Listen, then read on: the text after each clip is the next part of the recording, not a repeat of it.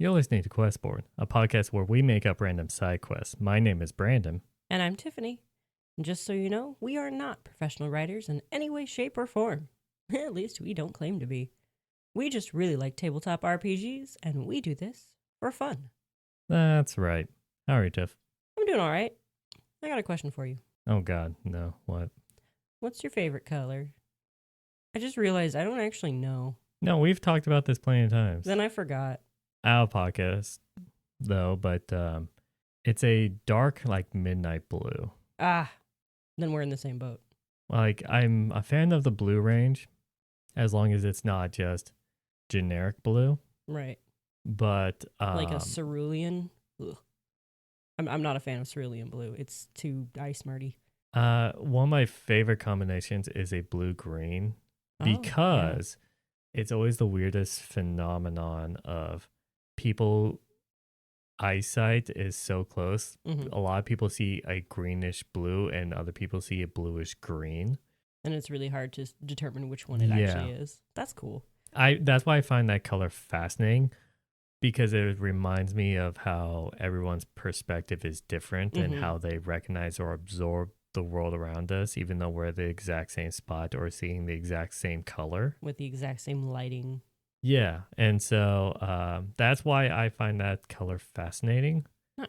But my perspective is always right, and you're wrong. It's blue with a hint of green.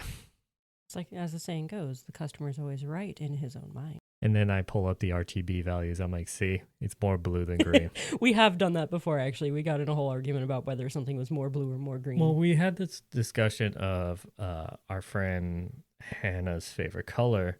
One of them. One of them being the Tiffany blue. Yes. And then we looked up the RGB values. It's called Tiffany blue, by the way, because it is the official blue of Tiffany and Company. Yeah, the jeweler. Yes. And we looked up the RGB values, and it has more green than blue in it. Right. So it's not Tiffany blue. It's Tiffany green. Yeah. But no, a lot of people see more blue. It does value look very in blue. It. But really, it's more green. Right. There's the spoilers for you. Yeah. Everyone. For the record, my favorite color is also midnight blue, especially if it has a little bit of a sparkle to it, like car paint. How it always has that little bit of shimmer. You mean the metallic look to it? Oh, yeah. Okay. I absolutely love that. I'm also a fan of maroon. Good color. I like maroon and burgundy. Maroon has a little more purple to it. Burgundy's more red. Isn't burgundy? No, I thought burgundy's more purple. Because that is it the other way around? Did I have them backwards? I like both of them. Because I always associate burgundy with wine color. Oh, okay. Yeah. No, isn't there a type of wine called a burgundy? I'm not sure. I don't know wines. Okay. That's a huge rabbit hole for alcoholics that I'm not a part of. Leave us a note in the comments. Let me know. Is there a type of wine called a burgundy? Or am I just insane? More than usual. Insane? I was insane once. I didn't say crazy. Crazy? I was crazy once. Anyway. But yeah, I love those colors because my Nana loves those colors, and I just grew up seeing them all the time. And I don't know, they just usually people get really tired of seeing a color. Nope, not if you like it. Thanks for the popping on the P there. Sorry. That's gonna sound great. I mean, you could always just clip that and use it later. Well, now that we're talking about, I have to keep this in now. I can't edit it out. You could edit out all of this. I could edit out the entire episode. What episode? We're just talking in the void now, which is already a thing because we're sending this into the internet, which is a void. Oh my void. God, existential crisis right now. Accidental crisis or existential? Shut up. You mixed the words together in I mixed it up, yes. Accidental. I'm like, what's an accidental crisis? An accidental existential crisis. Yes, where you go through it accidentally, okay? Yep. It's just like the plot of Expedition 33. Oh, here we go. No, okay. I'm not doing it. If you guys hadn't noticed, we're both a little bit loopy today, so expect some weirdness to happen. I don't know. Or we're just like brain dead today, or just... I thought that was every day. I have a feeling this is going to be our year 3's Tim Pot or comedic duo. or it's gonna be comedic gold. Nah, usually when we're not on our A game, it doesn't turn out well. Well, let's find out. Okay, sure. Yeah, do you got dice? I got him. 2. Wow. You're always complaining that I never roll low, and here I am. I rolled a 2. I'm not a big fan of this one. Oh no. We haven't done 2 yet. Missing. A large turtle named Hubert, who escaped from the Castor School of Polymorphing. Please return if found. That's why I'm not a big fan of this one. Hubert, no. Because we have to lead to something else. Or something extraordinary. It could all seem like something extraordinary and just be like, no, he's just a turtle. We practice polymorphing on him. So he's been a bunch of different other things. But no, he's actually just a turtle. And then nothing to add. Done. Episode over. Thanks for watching or listening. Yeah. Okay, it says turtle. Does he have to be a turtle? Can he be a tortoise? Because if he's a turtle and he's out of water, a tortoise, he's not going to do so great. Turtles can be fine outside of water, right? If they dry out too much, they don't do so great. And movement on land is not their forte. Tortoises, however, they can go pretty fast, actually. And how for them. True. How large are we talking? Are we talking Galapagos large, or are we just talking like, I don't know, football sized?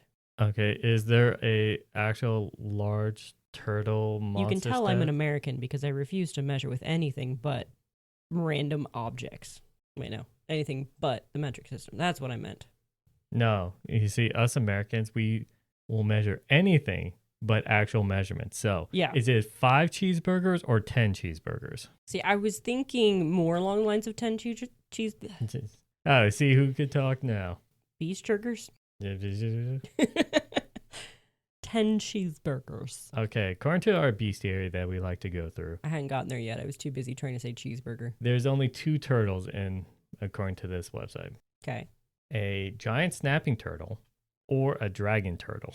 There's also 3 tortoises. I didn't look at the word tortoises. Well, I figured I'd look up tortoise since you looked up turtle. So there is classic tortoise, horizon back. Whoops, I accidentally clicked on one. Horizon back tortoise and a bullywug tortoise knight. That's a humanoid, so that's not. Yeah, that's an actual bullywug. That's a bullywug. They probably ride a tortoise. So are we sticking with turtle? Well, giant snapping turtle is a large beast. So that works. 10 by 10.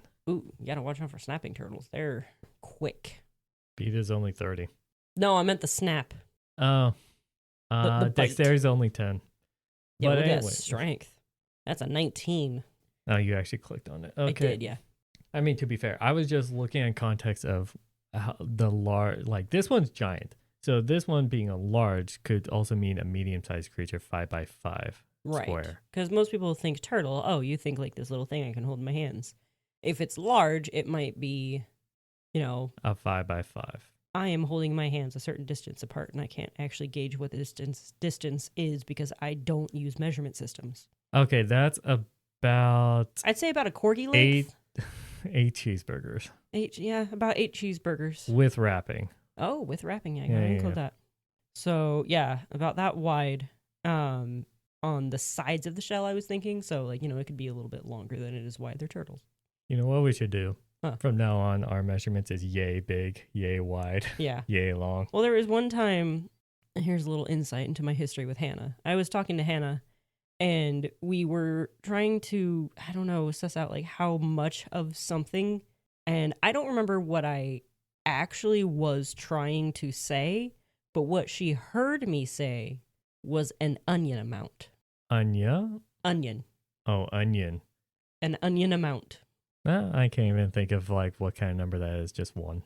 Well, I mean, actually, no. As much as one onion. I think that means 0.5 because an onion amount for a cooking recipe, you don't want a full onion. You usually want to just use a half onion. Half an onion. So that's fair. Half. I'm getting into cooking, so I'm half onion. Yeah. All right. So an onion amount means 1/2. We now have more lore on this background. No, we're just going to see if it sticks. Yeah. We started a fad. All right, so in America. We're not going to go with a giant snapping turtle, maybe a normal snapping turtle. Because those guys do get pretty big, but... Again, for stat blocks, I was just looking for what size generally.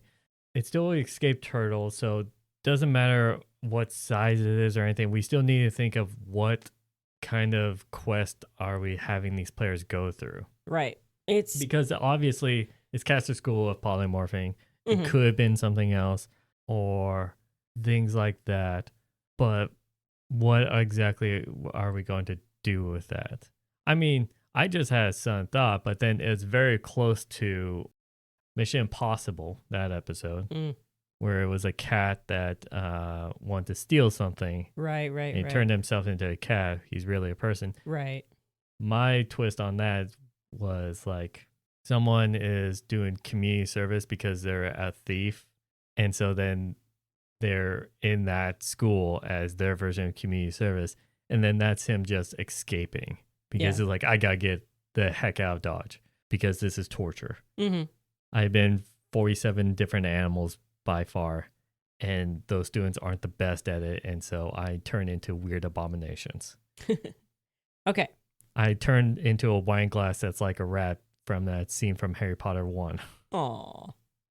On a whim, I looked at the tortoise stat block.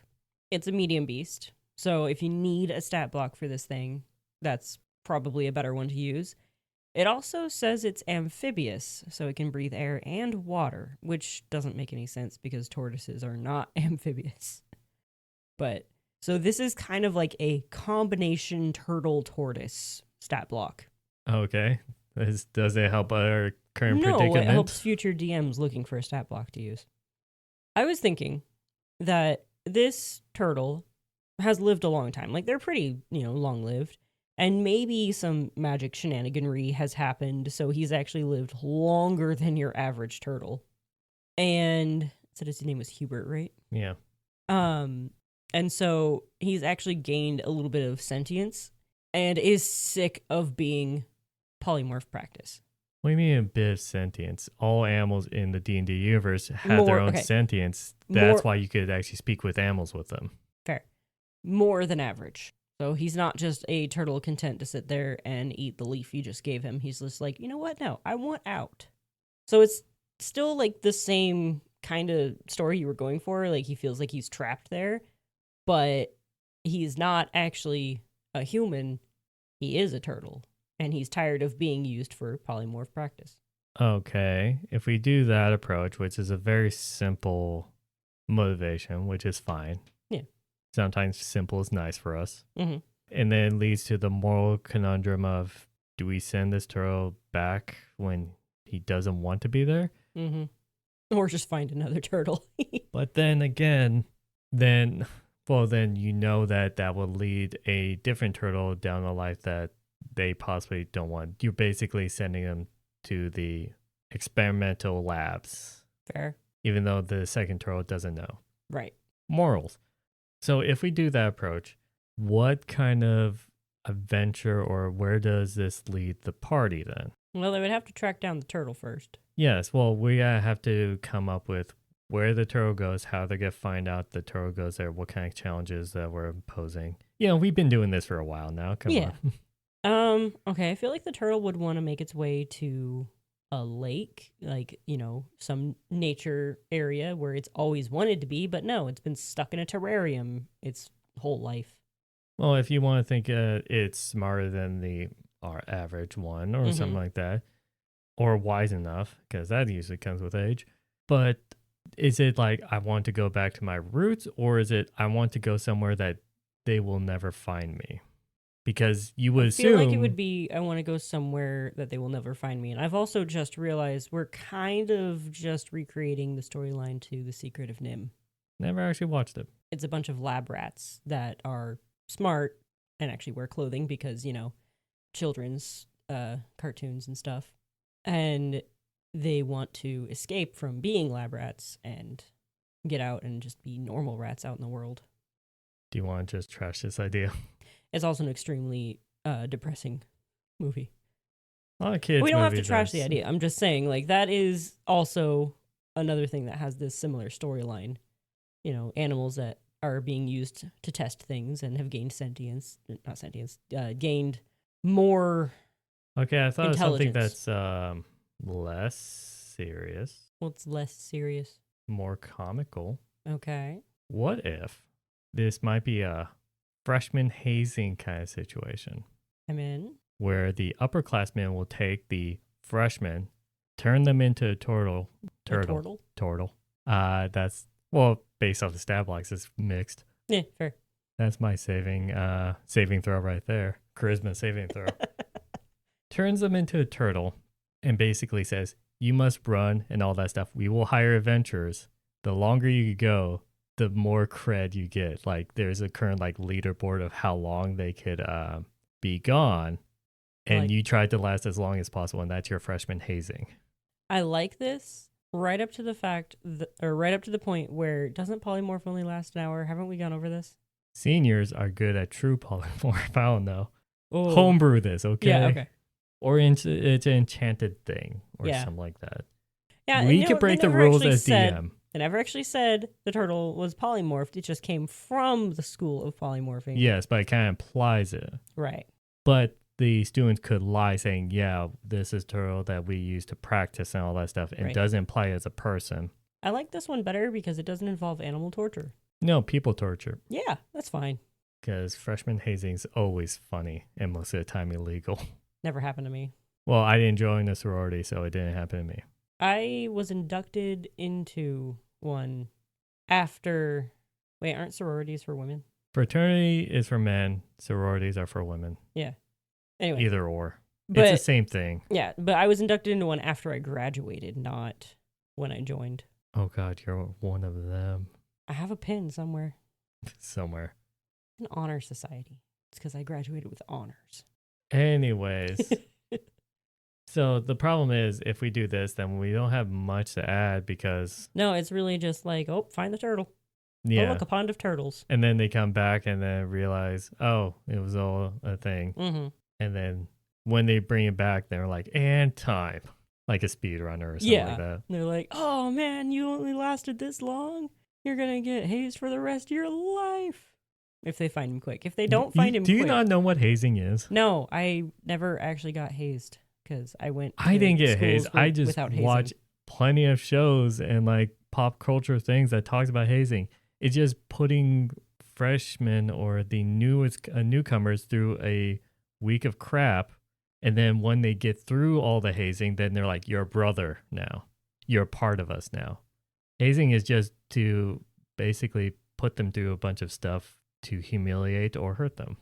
Yeah, I don't think I would like the people doing that to me afterwards. Man, that's why I was surprised to hear you were in a sorority. I said I was in it. Side note, not all sororities or fraternities do this. No, yeah. It's very stereotypical of like Greek life and all that stuff. I've never met a single other person from this sorority. I was just told, hey, you're in this now. Cool. I'm like, oh, what? But anyways, that is what hazing is. Yeah. Most of the time, I believe it's like more stereotypically with the frat houses because dude bros and all that stuff. But that still doesn't like justify really what else do we add to this quest? Or this is a very short episode. We could figure out something that Hubert does to avoid the players. Like what would a person polymorphed into a turtle do to avoid people? Well, I assume that this place is nowhere near water. That's why they chose a turtle. Because they're like, hey, you can't get far. Mm-hmm. So that makes it more fair for this competition. All right, completely landlocked. I don't know. It's like because if the players have like the find person spell, is like, God. They don't know they're looking for a person. Well, isn't it like any animal or person just someone specific? Now I'm curious. What does the find person spell actually say? It's not called find person. I just can't remember the name. Well, that doesn't help at all. It's locate creature. That's what it's called. So that changes things because it's definitely a creature. So describe or name a creature that is familiar to you. You sense the direction to the creature's location as long as that creature is within 1,000 feet of you. If the creature is moving, you know the direction of its movement. Right. I mean, then you could argue it's not really familiar to you, but yeah. Yeah. You can locate a specific creature known to you or the nearest creature of a specific kind such as a human or a unicorn. So You're screwed. yeah, Hubert's screwed. yeah. Unless he finds a place with a bunch of other turtles. Okay, to be fair, this is where the DM like ad libs. Yeah. Because we can never predict if the party has that spell, and what player would normally grab that spell. Oh, there's a condition on here I just noticed. If the creature you described or named is in a different form, such as being under the effects of a polymorph spell, this spell doesn't locate the creature. Well, that's if you describe based off of the original form. Then I would argue if they described it in the polymorph form. If they were looking for Hubert, they wouldn't be able to find him because Hubert's not even the real name. That's just what the known tortoise name. Okay, but if they were looking for the guy who is polymorph, then they won't find the guy. Let's name the guy and let's name the one timing him. Okay, the frat leader or whatever. Yeah. So I assume these are both men then. Well, if you're saying it's a frat thing, let's say the frat leader is Dean Conley. Okay. And then the freshman? Yeah, the freshman will be Gerald Anthony. Okay. Dean and Gerald. Yeah, not Geraldine. So if they try to look up, my argument for that spell is if they try to find Gerald, then they won't find him because of the spell's conditions. Right. But if they try to find a turtle, they'll find every turtle within 1,000 feet of them. Yes, but that will include Gerald because he's now a turtle. That is based off of if you're trying to find the original form. So I would argue it could still find the other form. I would agree with that, actually. It is. It's also, this spell cannot locate a creature if running water at least 10 feet wide blocks a direct path between you and the creature. That is a weird... So, a locate creature can't cross rivers. Okay, is it that... Okay, now we're getting into the rules lore. It's saying block between directly. So if you try to locate me through the spell and we're on the opposite side of a river, it's still 10 feet wide. Yes, but it's going over the water to me. Would that still be it? Or if I was at a lower angle in which then the water is actually physically between the 2 points, closest points. It says blocks a direct path. Yes. If you can't cross that water, you can't find the thing. This is the weird argument. I know. You're arguing angles and Pythagorean theorem and stuff. The word direct path meaning from point A to point B directly. Yeah, you're talking straight line. I'm thinking walking path. If there's no way for you to cross that river, this thing can't locate your creature. But then that would change the argument if I was 20 feet in the air, but then that's not a walking path. It's not water. But I'm just saying what your argument is for a walking path now. This is magic. There doesn't have to be logic. If water blocks your walking path... You need logic within magic. If water blocks your walking path, you cannot locate this creature. I hope you guys enjoy listening to the last episode of Questboard because this is no longer give you a podcast. This is now talking about how messed up this spell is. Anyway, so if anyone does cast that spell, which it looks like pretty much anyone can. What party would actually grab this spell normally? I mean, if a wizard has it in their back pocket, I guess. I'm just saying this isn't a very common spell to pick up. Also, what is what's the level of that spell? It's a 4th level spell. Oh, it's higher up. Yeah. Also, this seems like a very simple thing that you could do to low level players and they won't have it. Right. You know what? We're doing that. Okay, so it's for low level players and they won't have locate creature, but they might have a ranger who's good at tracking. Well, that's utilizing their skills and all that stuff. That's fine. Yeah. One thing we could throw a curveball in there is to have 3 other turtles that are also nearby that might be his buddies that turned themselves into turtles to take everyone off the scent. Maybe. Because he knew this was going to happen because he'd heard about the hazing this school does.